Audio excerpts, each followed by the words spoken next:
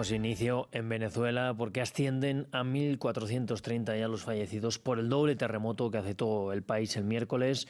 Los heridos se contabilizan también en más de 3.300, así lo informó el presidente del Parlamento, Jorge Rodríguez.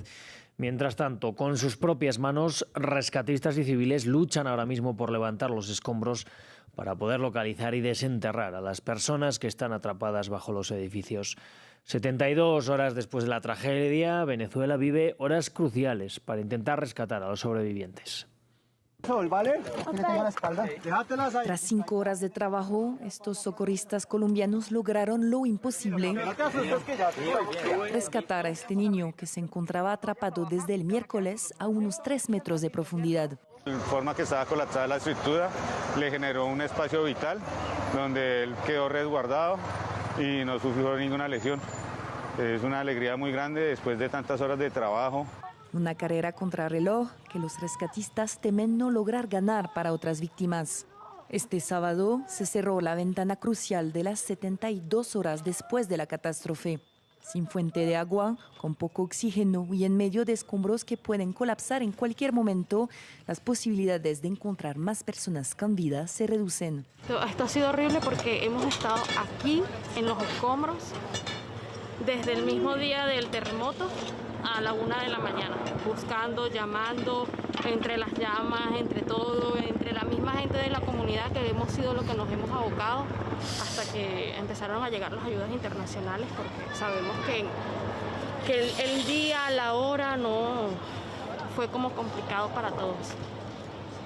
Pero no importa quién sea, si sea de mi familia, sea alguien con vida, que lo saquen rápido, que lo saquen. Socorristas y voluntarios siguen trabajando sin descansar para mover los escombros, mientras el número de víctimas a causa del terremoto continúa aumentando.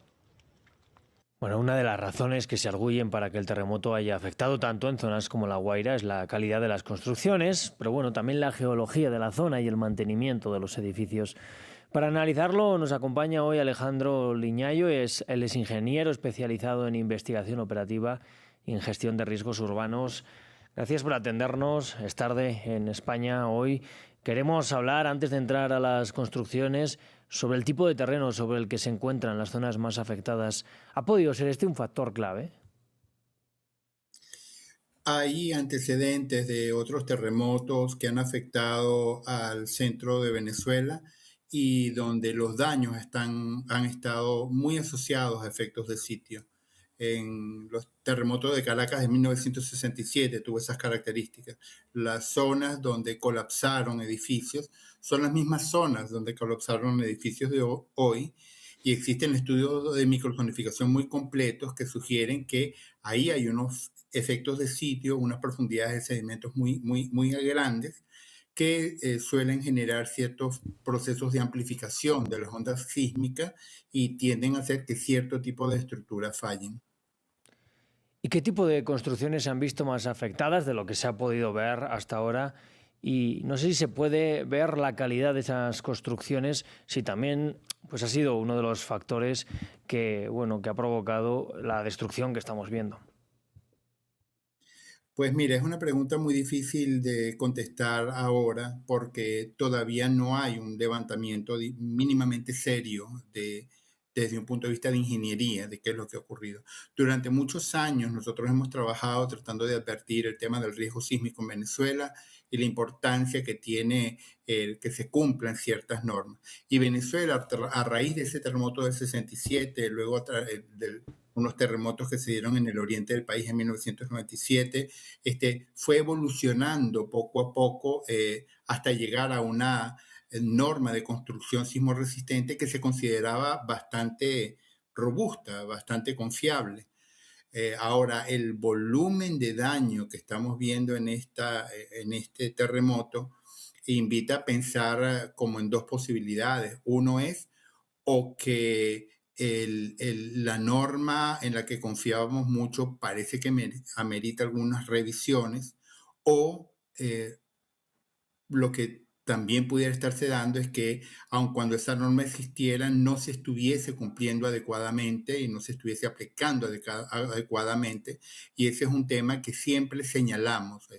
Si bien en Venezuela existen estudios muy completos, mapas muy completos para tratar de propiciar formas de construcción mucho más seguras, siempre fue difícil llevar el conocimiento a la decisión de políticas públicas y a la implementación de leyes y de normas. Y Claro. eso pudiese ser lo que esté detrás de esta calamidad tan espantosa que estamos viviendo hoy. Y en un país en crisis como Venezuela, que ha vivido en crisis en los últimos años, ¿cree que podía haber habido también quizás falta de mantenimiento? Ahí hay un poco de todo. Por un lado, pareciera que hay algunas edificaciones que han fallado porque ya estaban previamente mapeadas y se sabía que tenían problemas. Eran edificaciones que se habían construido mucho antes de la norma y que habían sido identificadas inclusive en detalle. Esta edificación tiene una probabilidad de excedencia de daños graves en caso de un terremoto como el de 1900, por lo menos habíamos hecho nosotros, que fue otro terremoto importante que afectó a Caracas. Y esas edificaciones presentaban, llamaban la atención por la vulnerabilidad que manifestaban. Sin embargo, hay situaciones ahorita, por lo menos muy lamentables, vinculadas a edificios muy recientes, todos de este siglo, hechos por estos programas de construcción de viviendas masivas que trató de implementar el gobierno nacional a través de la misión Vivienda, y que, bueno, es muy lamentable porque se supone que si esos son edificios recientes, se observan muchas fallas en esas edificaciones. Es una paradoja y es muy doloroso porque muchas de las personas a las que se le dieron esos apartamentos eran damnificados previamente de otros desastres que se habían dado, tanto en 1999, en diciembre, con unos aludes torrenciales que afectaron a Vargas nuevamente, o otros eventos que ocurrieron en el 2005 o en el 2010. Entonces, bueno, se le otorgaron a mucha gente este tipo de viviendas y bueno, ya tú ves ahora la situación en que les toca nuevamente volver a vivir. Claro. No quiero hablar ya, por último, de un caso concreto que es el del aeropuerto de Maiquetía, que sufrió también el deslave de 1999.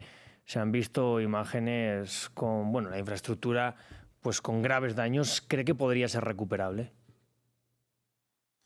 Bueno, lo que pasa es que te confieso que primero, el aeropuerto de Maiquetía en el desastre de 1999 no sufrió realmente daños de manera directa por el impacto de los aludes torrenciales. Yo personalmente trabajé en operaciones de búsqueda y rescate en ese desastre en aquel año y realmente todas las operaciones las manejamos desde Maiquetía. Ahí Okay. acumulamos, manejábamos todos los damnificados inicialmente, estabilización, triaje, manejo sí, de primeros auxilios y auxilio médico de emergencia. Muchas de esas cosas se hicieron allí, pero el aeropuerto sufrió fue por la gran cantidad de personas y todo lo que ocurrió.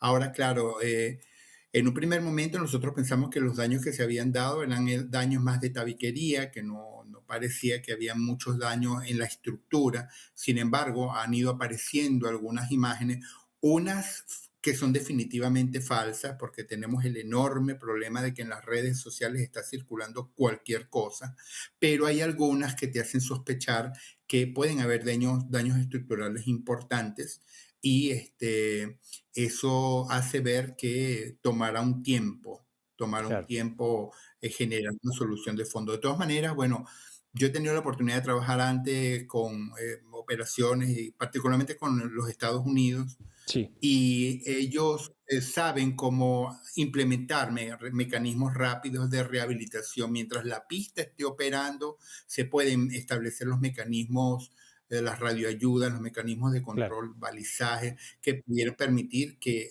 durante la contingencia eso opere mientras se van haciendo las reparaciones de fondo.